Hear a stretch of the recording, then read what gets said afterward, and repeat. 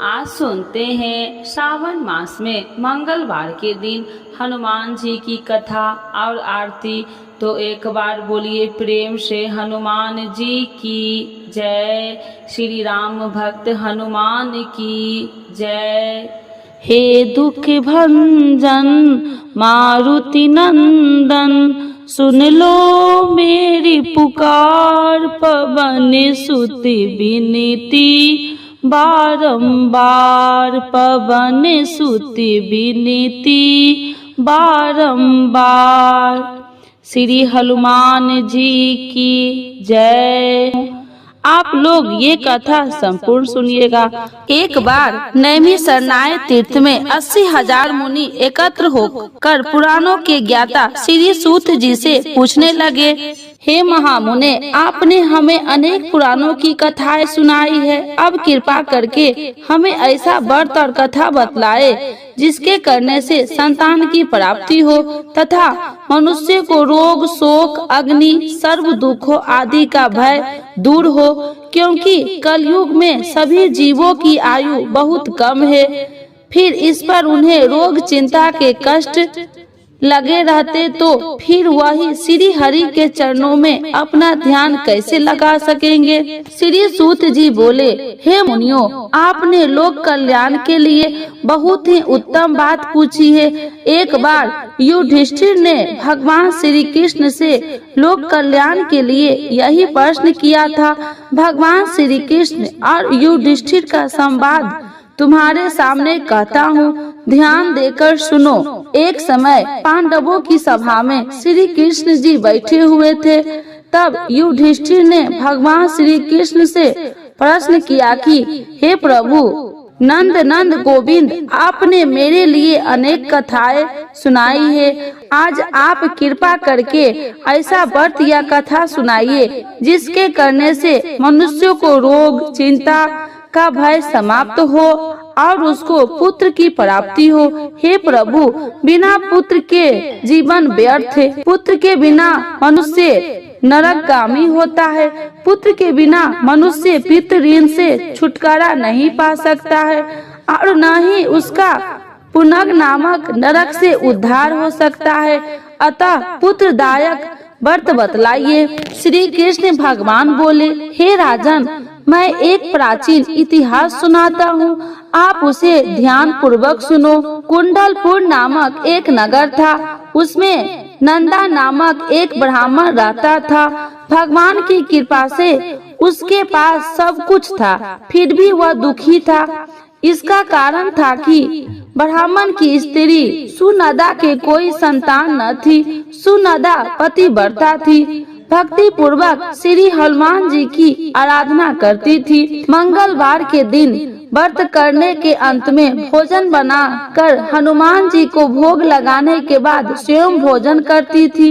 एक बार मंगलवार के दिन ब्राह्मणी गिरिकाइयों में अधिकता के कारण हनुमान जी को भोग न लगा सकी, तो इस पर उसे बहुत दुख हुआ। उसने कुछ भी नहीं खाया और अपने मन में प्रण किया कि अब तो अगले मंगलवार को ही हनुमान जी का भोग लगाकर अन्न जल ग्रहण करूंगी। ब्राह्मणी सुनदा प्रतिदिन भोजन बनाती, श्रद्धा पूर्वक पति को खिलाती, परंतु स्वयं भोजन नहीं करती और मन ही मन श्री हनुमान जी की आराधना करती थी। इसी प्रकार 6 दिन गुजर गए और ब्राह्मणी सुनदा अपने निश्चय के अनुसार भूखी प्यासी निराहार रही। अगले मंगलवार को ब्राह्मणी सुनदा प्रातः काल ही बेहोश होकर गिर पड़ी। ब्राह्मणी सुनदा की इस असीम भक्ति के प्रभाव से श्री हनुमान जी बहुत प्रसन्न हुए और प्रकट होकर बोले, सुनदा, मैं तेरी भक्ति से बहुत प्रसन्न हूँ, तू उठ और वर मांग।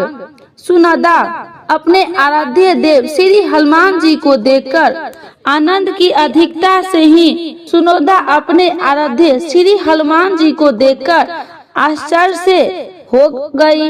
इस श्री हनुमान जी के चरणों में गिरकर बोली, हे प्रभु, मेरी कोई संतान नहीं है, कृपा करके मुझे संतान प्राप्ति का आशीर्वाद दे, आपकी अति कृपा होगी। श्री महावीर जी बोले, तेरी इच्छा पूर्ण होगी, तेरे एक कन्या पैदा होगी, उसके अष्टांग प्रतिदिन सोना दिया करेगी। इस प्रकार कहकर श्री महावीर जी अंतर ध्यान हो गए। ब्राह्मणी सुनोदा बहुत हर्षित हुई और सभी समाचार अपने पति से कहा।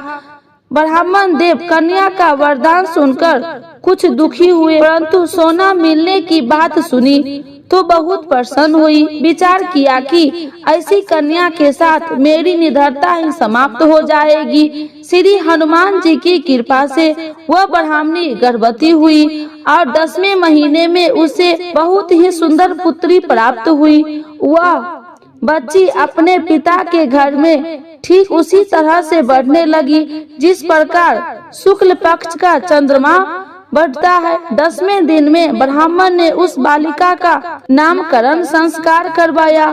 उसके कुल पुरोहित ने उसका बालिका का नाम रत्नावली रखा, क्योंकि वह कन्या सोना प्रदान किया करती थी।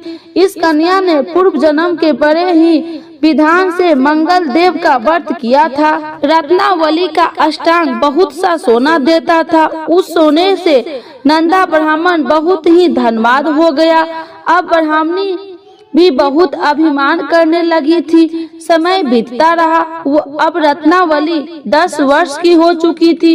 एक दिन जब नंदा ब्राह्मण प्रसन्न चित्त था, तब सुनोदा ने अपने पति से कहा, मेरी पुत्री रत्नावली विवाह के योग्य हो गई है, अतः आप कोई सुंदर तथा योग्य वर देकर इसका विवाह करा दे। यह सुन ब्राह्मण बोले, अभी तो रत्नावली बहुत छोटी है।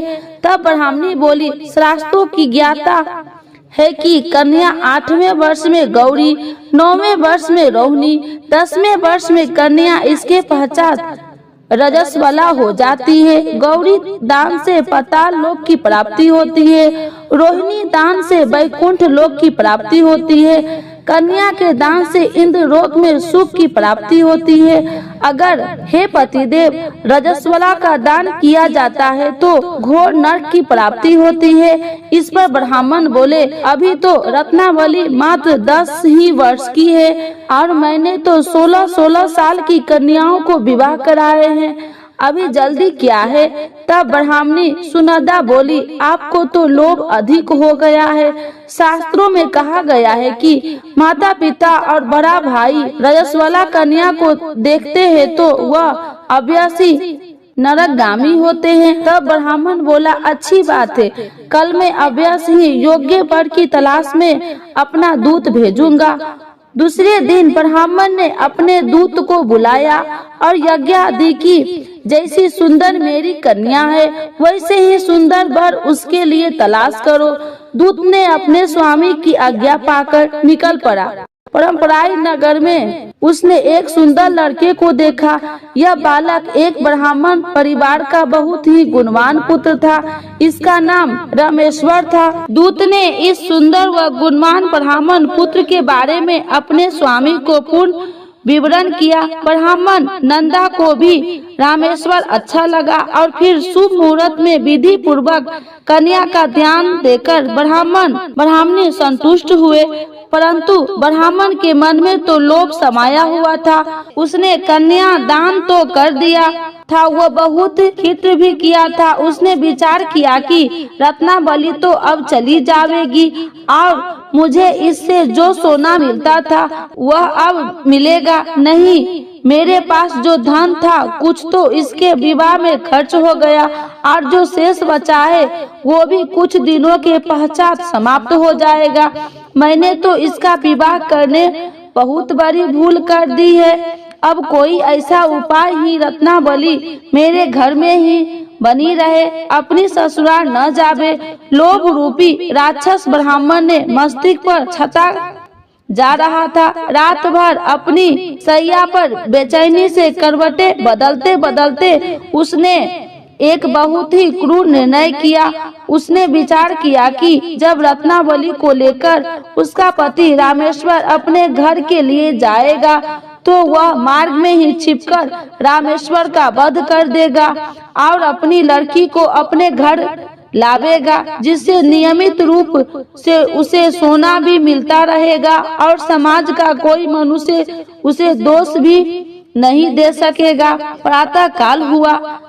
नंदा और सुनंदा ने अपनी जमाई तथा लड़की को बहुत सारा धन देकर विदा किया। रामेश्वर अपनी पत्नी रत्नावली को लेकर ससुराल अपने घर की तरफ चल दिया। ब्राह्मण नंदा महालोभी के वशीभूत में हो अपनी मति खो चुका था। पापी पुण्य को उसे विचार न रहा था। अपने भयानक व क्रूर निर्णय से कार्य रूप देने के लिए अपने दूत को मार्ग में अपने जमाई का वध करने के लिए भेज दिया, ताकि रत्नावली से प्राप्त होने वाला सोना उसे हमेशा मिलता रहे और वो कभी निर्दय न हो। ब्राह्मण ने दूत ने अपने स्वामी की आज्ञा का पालन करते हुए उसने जमाई रामेश्वर का मार्ग में ही वध कर दिया। समाचार प्राप्त कर ब्राह्मण नंदा मार्ग में पहुंचा तो रुद्र करती हुई अपनी पुत्री रत्नावली से बोली, हे पुत्री, मार्ग में लुटेरे ने तेरे पति का वध कर दिया। भगवान की इच्छा के आगे किसी का कोई वश नहीं चलता है।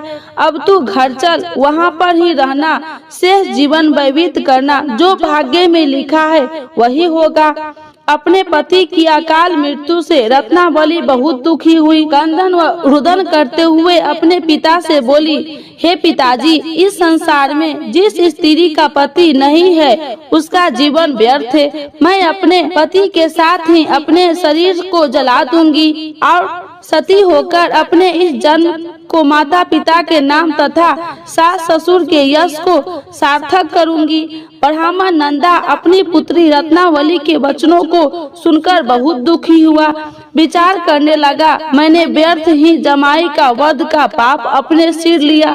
रत्नावली को उसके पीछे अपने प्राण तक देने की तैयार है। मेरा तो दोनों तरफ से मरण हो गया। धन तो अब मिलेगा नहीं। जमाई वध के पाप के फल स्वरूप यम यातना भी भुगतनी पड़ेगी। यह सोचकर वह बहुत खिन्न हुआ। रामेश्वर की चिता बनाई गई। रत्नावली सती होने की इच्छा से अपने पति का सिर अपनी गोद में रखकर चिता में बैठ गई। जैसे ही रामेश्वर की चिता को अग्नि लगाई गई, वैसे ही प्रसन्न होकर मंगल देव वहाँ प्रकट हुए और बोले, हे रत्नावली, मैं तेरी पति भक्ति से बहुत प्रसन्न हूँ, तू वर मांग। रत्नावली ने अपने पति का जीवन दान मांगा।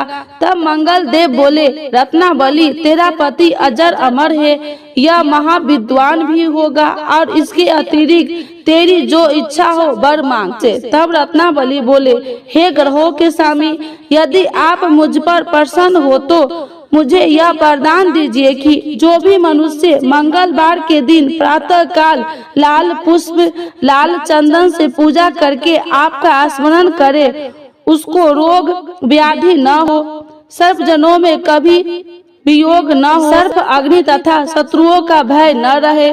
जो स्त्री मंगलवार का व्रत करे वह कभी विधवा न हो।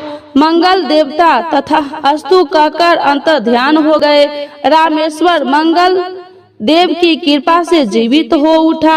रत्नावली अपने पति को पुनः प्राप्त कर बहुत प्रसन्न हुई और मंगल देव का व्रत करके मंगलवार को करने व्रतराज और मंगल देव की कृपा से इस लोक में श्री हनुमान जी यश्वर को भोगते हुए अंत में अपने पति के साथ स्वर्ग लोक गई। बोलिए हनुमान जी की जय। कला की जाके बल से गिरिवल कापे, रोग दोष जाके निकट न जाके, अंजनी पुत्र महाबलदाई,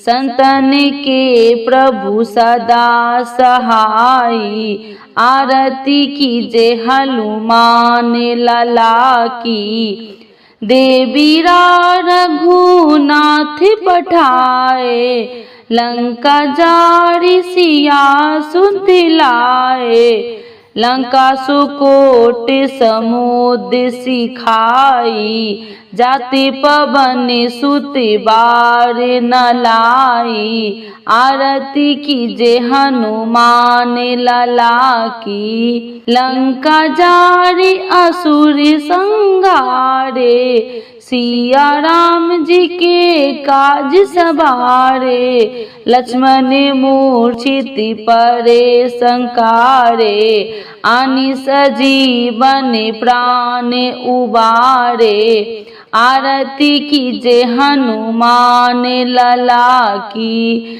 पैठी पताल तोरी जमकारे, अहि रावण की भुजा उखारे, बाएं भुजा असुर दल मारे, दाहिने भुजा संत जन तारे, आरती कीजे हनुमान लला की। सुर नर मुनि आरती उतारे, जय जय जय हनुमान उचारे, कंचन थार कपूर लो छाई, आरती करती अंजना माई, आरती कीजे हनुमान लला की। जो हनुमान जी की आरती गावे, वैसी बैकुंठ परम पद पावे, आरती कीजे हनुमान